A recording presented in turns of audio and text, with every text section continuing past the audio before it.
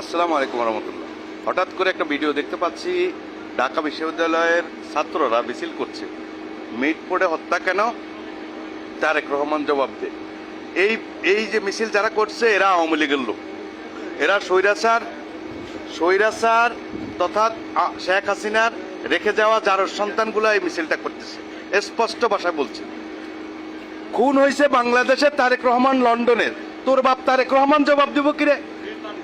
তোরা ডাক্তার ইউনুসকে জিজ্ঞাসা কর এই হত্যা কেন হয়েছে, জবাব দিলে ডাক্তার ইউনুস দিব, আর না হইলে সে সঠিক সিদ্ধান্ত নিব। কি যারা হত্যার সাথে জড়িত এদেরকে ক্রস ফায়ার দেখ, ব্রাশ ফায়ার করুক, ফাঁসি দেখ, ডাক্তার ইউনুস দিব। তোরা তারেক রহমানকে কটাক্ষ করে কথা বলিস কেন? এখানে তারেক রহমানকে টেনে আনার যুক্তি কি? এই কিছুক্ষণ আগে আমি একটা লাইভ দেখলাম, ওই লাইভের মধ্যে বলা হচ্ছে মিটফোর্ডে হত্যা কেন, তারেক রহমান জবাব দে। তারেক রহমানকে এখানে টেনে আনা, বিএনপিকে এখানে টেনে আনার যুক্তি কি? এখানে যারা জড়িত ছিল এদের সবাইকে ফাঁসি দেওয়া হোক, আমি আমার ব্যক্তিগত এটা অভিমত। আমি বাংলার জাতীয়তাবাদী দলের একজন কর্মী হিসাবে এটা আমার অভিমত। কিন্তু যারা বিএনপিকে, তারেক রহমানকে এখানে টেনে আনছে, এরা যার সন্তান, এরা সব আওয়ামী লীগের দোষর। এরা বাংলাদেশে একটা বিশৃঙ্খলা সৃষ্টি করতেছে, বিএনপির মাথার মধ্যে পায়ের রক্ত মাথায় তুলতেছে। আমি বলে দিলাম, এই মিছিল কিন্তু বাংলাদেশে কিন্তু অতি শীঘ্রই গৃহযুদ্ধে পরিণত, গৃহযুদ্ধ শুরু হবে, অতি শীঘ্রই গৃহযুদ্ধ শুরু হবে। কারণ তারেক রহমানকে নিয়ে কটাক্ষ করে কথা বলার ঢাকা বিশ্ববিদ্যালয়ে ছাত্রদল নামে একটা রাজনৈতিক দল আছে, কিন্তু তারা চাইলে কিন্তু চ্যালেঞ্জ করে এদের মুখোমুখি হবে, এখন ইনস্ট্যান্ট হবে। কারণ তারেক রহমানের গত 17 বছরের ইতিহাস, বিএনপির গত 17 বছরের ইতিহাস যদি ধারণা থাকে, তাইলে বিএনপিকে নিয়ে কটাক্ষ করে বা তারেক রহমানকে নিয়ে কটাক্ষ করে কথা বলার কোনো সুযোগ নাই। এখানে যারা এখন মিছিল করছে এটি সব ছাত্রলীগের, আওয়ামী লীগের লোক।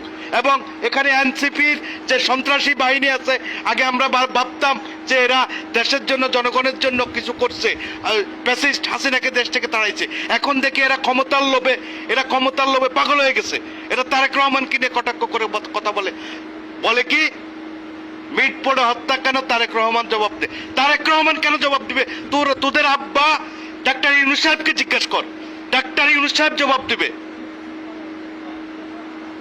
ফাজলামের একটা সীমা থাকা দরকার। কিছু হইলেই বিএনপির দিকে আঙ্গুল তুলো।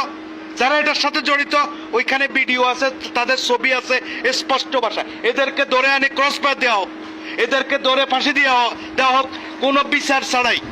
আমি এটার সাথে একমত। কোনো দলের উপরে, কোনো দলের দিকে আঙ্গুল তুলে কথা না বলার জন্য আহ্বান করছি, বিনীত অনুরোধ রইল। বাংলার জাতীয়তাবাদী দলকে নিয়ে, তারেক রহমানকে নিয়ে কটাক্ষ করে কথা বললে আমরা কাউকে ছাড় দেব না। যদি এই কথা যদি চালু হয়, তা মনে রাখিয়েন বাংলাদেশে কিন্তু অশান্তি সৃষ্টি হয়ে গেল, অশান্তি শুরু হয়ে যাবে। কারণ ছাত্র দল, যুব দল, স্বেচ্ছাসেবক দল, রাজনৈতিক দলের পোলাপাইন কিন্তু ঢাকা এক্ষুনি নামবো। যারা এই মিছিল করতেছে গণদোলাই খাইবো, স্পষ্ট ভাষা বলছি। কিন্তু যারা এই ঘটনা করছে, যারা এই হত্যার সাথে জড়িত, তাদের ফাঁসি হয়ে যাক, আমাদের কোনো কিছু যায় আসে না। কিন্তু তারেক রহমান বিএনপিকে নিয়ে আঙ্গুল তুলে কথা বললে আমরা চুপ থাকবো না, স্পষ্ট ভাষায় বললাম।